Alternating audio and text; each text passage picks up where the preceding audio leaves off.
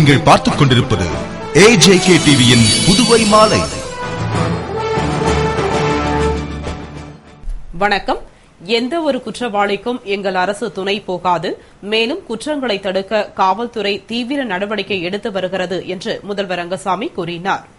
புதுவை சட்டசபையில் மானிய கோரிக்கை விவாதத்திற்கு பதில் அளித்து முதல்வர் ரங்கசாமி பேசுகையில், எனது தலைமையிலான அரசு மக்கள் நலனிலும் வளர்ச்சியிலும் அக்கறை உள்ள அரசாக செயல்படும் என்றும், புதிய சட்டமன்ற வளாகம் கட்ட வேண்டிய நிலையில் இருக்கிறோம்.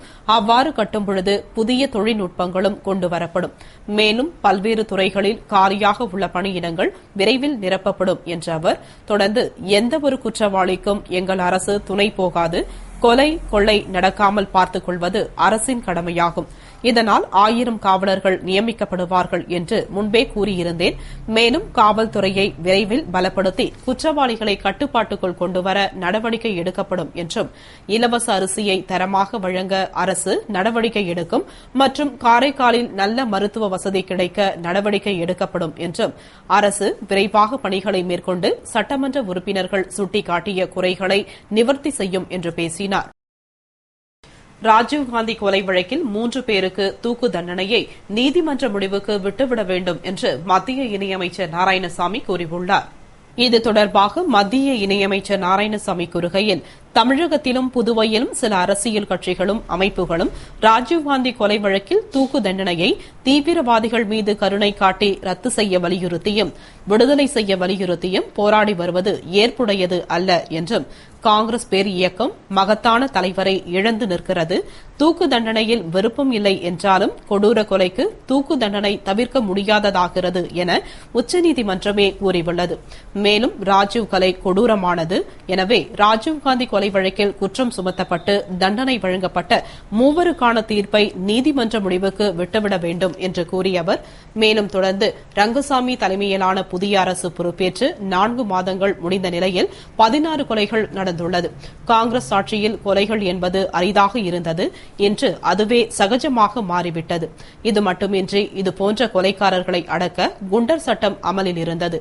ஆனால் தற்பொழுது குண்டர் சட்டம் கிடப்பில் உள்ளது என்றும், புதிய அரசை பற்றி 6 மாதம் விமர்சிக்க மாட்டோம் என்று உறுதியளித்திருந்தோம். ஆனால் 4 மாதமே தாக்குப்பிடிக்க முடியவில்லை. அந்த அளவிற்கு வளர்ச்சி திட்டங்கள் ரத்து செய்யப்பட்டுள்ளன, இலவசங்கள் முடக்கப்பட்டுள்ளன. எனவே விமர்சிக்க வேண்டிய சூழ்நிலைக்கு தள்ளப்பட்டுள்ளோம்.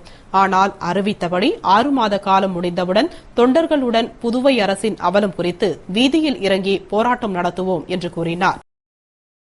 புதுவையில் கொலைகள் அதிகரித்தால் சுற்றுலா பாதிக்கப்படும் என்று எதிர்க்கட்சித் தலைவர் வைத்தியலிங்கம் எச்சரித்துள்ளார்.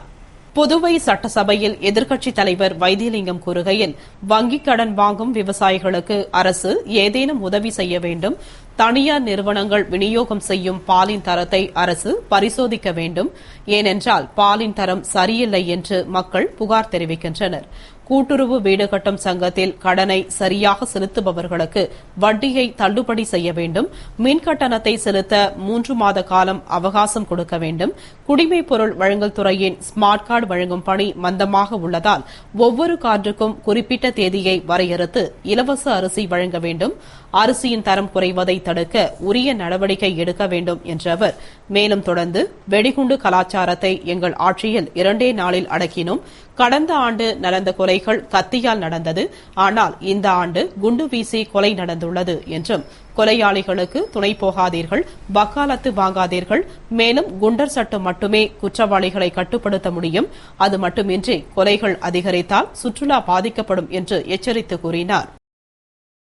புதுவை மாநிலம் வில்லியனூர் அரசு ஆண்கள் தொடக்கப்பள்ளியில் அறிவியல் கண்காட்சி நடைபெற்றது. புதுவை மாநிலம் வில்லியனூர் அரசு ஆண்கள் தொடக்கப்பள்ளியில் அறிவியல் கண்காட்சி நடைபெற்றது. கண்காட்சியினை கணுவாப்பேட்டை அரசு உயர்நிலைப் பள்ளியின் தலைமை ஆசிரியர் திரு செல்வம் துவக்கி வைத்தார். முன்னதாக பள்ளியின் தலைமை ஆசிரியர் தண்டபாணி தலைமை தாங்கினார். கண்காட்சியில் ஒவ்வொரு மாணவர்களும் ஒரு அறிவியல் படைப்பினை செய்து விளக்கி காட்டினார்கள். அவர்களுக்கு ஆசிரியர்கள் செல்வி, விஜயலட்சுமி, ஜான் ஜேவியர் ராஜா, திலகவதி, ஆனந்தபாபு, மாலினி, சாந்தி ஆகியோர் வழிகாட்டியாக திகழ்ந்தனர். கண்காட்சியினை அருகில் உள்ள பள்ளி மாணவர்கள், பெற்றோர்கள் மற்றும் பொதுமக்கள் பார்வையிட்டு சென்றனர். இதனிடையே ஆசிரியர் சோமசுந்தரம் தலைமையில் ராஜி, அறிவு ஆகியோர் பொம்மலாட்ட நிகழ்ச்சியை நடத்தினர். நிறைவாக பள்ளி துணை ஆய்வாளர் மீனாட்சி சுந்தரம் பரிசுகளை வழங்கினார். இதற்கான ஏற்பாடுகளை ஆசிரியர்கள் செய்திருந்தனர். புதுவை ரெட்டியார்பாளையத்தில் தலையில் கல்லை போட்டு கூலி தொழிலாளி கொலை செய்யப்பட்டார். இது தொடர்பாக அவரது நண்பரை தனிப்படை போலீசார் பிடித்து ரகசிய இடத்தில் விசாரணை நடத்தி வருகின்றனர். புதுவை உழவர்கரையைச் சேர்ந்த சாலமோன் என்பவர் அரசு பள்ளியின் பின்புறம் உள்ள மாட்டுக் கொட்டகையில் தலையில் கல்லை போட்டு கொடூரமாக கொலை செய்யப்பட்டு ரத்த வெள்ளத்தில் பிணமாக கிடக்கிறார் என்று அப்பகுதி மக்கள் போலீசாருக்கு தகவல் தெரிவித்தனர். உடனே எஸ்எஸ்பி சந்திரன், ரூரல் எஸ்பி நந்தகோபால் மற்றும் ரெட்டியார்பாளையம் போலீசார் சம்பவ இடத்திற்கு விரைந்து சென்று பிணத்தை கைப்பற்றி பிரேத பரிசோதனைக்கு அரசு மருத்துவமனைக்கு அனுப்பி வைத்தனர். பின்னர் நடத்திய விசாரணையில் சாலமோன் தனது நண்பர் ஒருவருடன் அங்கு மது அருந்தியிருந்ததும் அப்பொழுது ஏற்பட்ட தகராறில் நண்பர் அவரை தலையில் கல்லை போட்டு கொலை செய்துவிட்டு தப்பிச் சென்றதும் தெரியவந்தது. இந்நிலையில் வழக்கில் தொடர்புடைய குற்றவாளி தனிப்படை போலீசாரிடம் சிக்கியதாக தெரிகிறது. அவரை போலீசார் மறைவிடத்தில் வைத்து தொடர்ந்து விசாரணை நடத்தி வருகின்றனர் என்று கூறப்படுகிறது.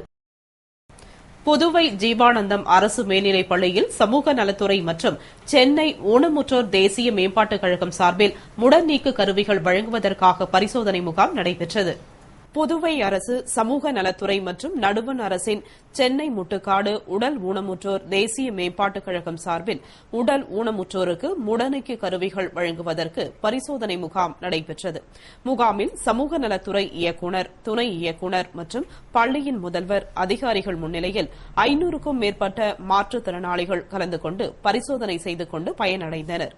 நிகழ்ச்சிக்கான ஏற்பாட்டினை ஊனமுற்றோர்களுக்கான மாவட்ட மறுவாழ்வு மைய ஊழியர்கள் செய்திருந்தனர். இந்த முகாம் தொடர்ந்து 2 நாட்கள் நடத்தப்பட்டு பின்னர் உபகரணங்கள் வழங்கப்படும். புதுவை கடலூர் சாலையில் முருங்கப்பாக்கம் பழைய பாலத்தின் அருகே கட்டப்படும் புதிய மேம்பாலத்தின் பணிகள் முடியும் தருவாயில் உள்ளதால் விரைவில் திறக்க அரசு நடவடிக்கை எடுக்க வேண்டும் என்று மக்கள் கோரிக்கை விடுத்துள்ளனர். புதுவை கடலூர் சாலை முருங்கப்பாக்கம் சங்கராபரணி ஆற்றில் பழைய பாலத்தின் அருகில் பல கோடி ரூபாய் செலவில் 75 அடி அகலமும் 175 மீட்டர் நீளமும் கொண்டதாக புதிய மேம்பாலம் கட்டப்பட்டு வருகிறது. தற்பொழுது கட்டுமான பணிகள் முடியும் தருவாயில் உள்ளது மற்றும் தற்பொழுது இணைப்பு சாலை மற்றும் சாலையில் உள்ள ஆக்கிரமிப்புகளை அகற்றும் பணி மட்டுமே எஞ்சியுள்ளது. பிரம்மாண்டமாய் எழும்பியுள்ள மேம்பாலத்தை மக்களின் நலன் கருதி மக்கள் பயன்பாட்டிற்கு அளிக்க பாலத்தை விரைவில் திறக்க அரசு நடவடிக்கை எடுக்க வேண்டும் என்று பொதுமக்கள் கோரிக்கை விடுத்துள்ளனர்.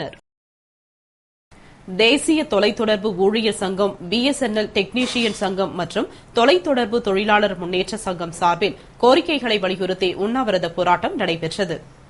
பல்வேறு கோரிக்கைகளை வலியுறுத்தி நாடு தழுவிய உண்ணாவிரத போராட்டம் தேசிய தொலைத்தொடர்பு ஊழியர் சங்கம், பிஎஸ்என்எல் டெக்னீஷியன் சங்கம் மற்றும் தொலைத்தொடர்பு தொழிலாளர் முன்னேற்ற சங்கம் ஆகிய சங்கம் சார்பில் இன்று நடைபெற்றது. புதுவை தலைமை தபால் நிலையம் எதிரே நடைபெற்ற உண்ணாவிரத போராட்டத்திற்கு தேசிய தொலைத்தொடர்பு ஊழியர் சங்க மாவட்ட தலைவர் மகேஸ்வரன், தொழிலாளர் முன்னேற்ற சங்க மாவட்ட செயலாளர் அன்பழகன் ஆகியோர் தலைமை தாங்கினார்கள். போராட்டத்தில் ஊழியர்களுக்கு வழங்கப்பட்டு வந்த மருத்துவ படி ரத்து, எல்டிசி ரத்து, விடுப்பை காசாக்குதல் போன்ற ஊழியர் விரோத நடவடிக்கைகளை வாபஸ் பெறவும், வீண் செலவுகளை குறைக்கவும், போதுமான கருவிகளை வழங்கி சேவையை மேம்படுத்தவும் கோஷம் எழுப்பப்பட்டது. உண்ணாவிரத போராட்டத்தில் ஊழியர்கள் பலர் கலந்து கொண்டு ஆதரவு அளித்தனர். புதுவை சட்டப்பேரவையில் மரண தண்டனையை முற்றிலுமாக நீக்கிட தீர்மானம் நிறைவேற்றக் கோரி மரண தண்டனை ஒழிப்பு பேரணி நடைபெற்றது. மரண தண்டனை ஒழிப்பு இயக்கம் சார்பில் பேரறிவாளன், சாந்தன், முருகன் ஆகியோரின் தூக்கு தண்டனையை ரத்து செய்திடவும், இந்திய அரசு மரண தண்டனையை முற்றிலுமாக நீக்க வலியுறுத்தி புதுவை சட்டப்பேரவையில் தீர்மானம் நிறைவேற்றக் கோரி மரண தண்டனை ஒழிப்பு பேரணி நடைபெற்றது. புதுவை சிங்காரவேலர் சிலையில் இருந்து துவங்கிய பேரணி தமிழர் திராவிடக் கழகம் குப்புசாமி தலைமையில் நடைபெற்றது. இதில் ஏராளமான மாணவர்கள் கலந்து கொண்டனர். பேரணி சட்டசபை அருகே வந்ததும் போலீசாரால் தடுத்து நிறுத்தப்பட்டது. அப்பொழுது நடைபெற்ற ஆர்ப்பாட்டத்திற்கு ஒருங்கிணைப்பாளர் பாவாணன் தலைமை தாங்கினார். விடுதலை சிறுத்தைகள் கட்சி தலையாரி, மதிமுக மணிமாறன், பகுஜன் சமாஜ் கட்சி சோமசுந்தரம், பார்வர்ட் பிளாக் முத்து, இந்திய கம்யூனிஸ்ட் கட்சி பாலசுப்ரமணியன், தேசியவாத காங்கிரஸ் சுந்தரமூர்த்தி, இந்திய குடியரசுக் கட்சி ரத்தினவேலு, மீனவர் விடுதலை வேங்கைகள் மங்கையர் செல்வன், அம்பேத்கர் மக்கள் படை மூர்த்தி, திராவிடர் கழகம் வீரமணி உட்பட பல்வேறு அமைப்புகளை சார்ந்தவர்கள் மரண தண்டனையை ரத்து செய்ய கோரி கோஷமிட்டனர். நிறைவாக இயக்கத்தின் செயலாளர் நன்றி கூறினார். புதுவை இந்திரா நகர் இந்திரா காந்தி அரசு மேல்நிலைப் பள்ளியில் அறிவியல் மற்றும் கலை கண்காட்சி நடைபெற்றது. கண்காட்சியினை பள்ளி முதல்வர் மொஹிந்தர் பால், துணைத் தலைவர் சுப்பராயன் முன்னிலையில் திறந்து வைத்தார். பள்ளி வளாகத்தில் நடைபெற்ற கண்காட்சியில் மாணவ மாணவிகளின் புதுமையான பல்வேறுபட்ட அறிவியல் மற்றும் கலைப்பொருட்கள் வைத்திருந்தனர். அவைகளை விரிவுரையாளர்கள் பூபதி மற்றும் கலைதாசன் ஆகியோர் பார்வையிட்டு சிறந்த படைப்புகளை தேர்வு செய்தனர்.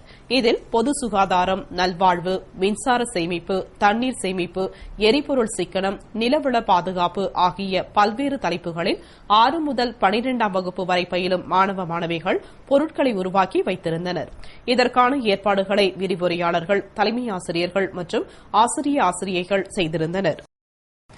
இத்துடன் செய்திகள் நிறைவடைந்தன. வணக்கம்.